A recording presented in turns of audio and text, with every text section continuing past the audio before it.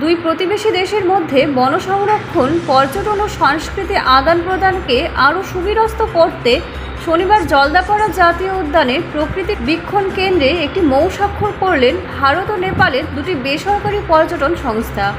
ওই অনুষ্ঠানে হাজির ছিলেন নেপালের পর্যটন সচিব বিশাল ঘিমিরে ও জলদাপাড়া জাতীয় উদ্যানের সহকারী বন্যপ্রাণী সংরক্ষণ নবীকান্ত ঝা সহ দুই দেশের এক ঝাঁক পর্যটন ব্যবসায়ী।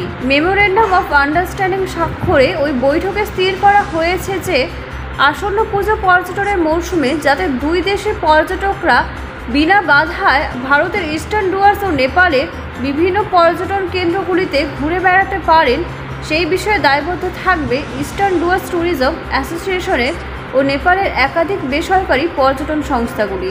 আমাদের লাস্টে আমাদের AWL বলেছেন যে জলদাপাড়াতেই শুধু 2 লাখের উপরে পর্যটক ইয়ারলি আসছে।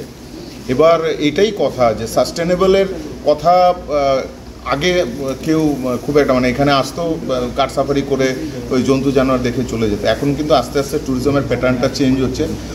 নট অনলি সাস্টেনেবলের কথা বলা হচ্ছে, এখানে যাতে পরিষ্কার পরিচ্ছন্নতা বজায় থাকে তার কথাও বলা হচ্ছে, কনজারভেশনের কথা বলা হচ্ছে, যার জন্য আমাদের কিন্তু ইয়েটা আছে কনজারভেশন, কালচার অ্যান্ড তারপরে ট্যুরিজমটা আমরা 3rd পিলারে রাখিয়েছি।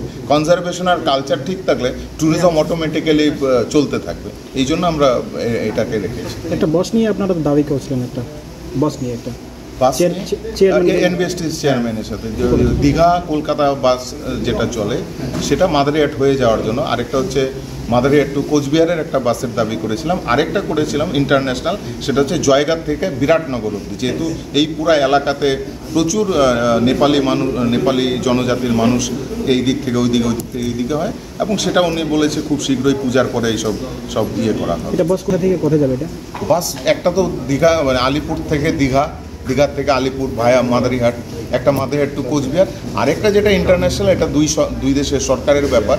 উনি চেষ্টা করবেন যেটা হচ্ছে জয়গাঁ থেকে বিরাটনগর।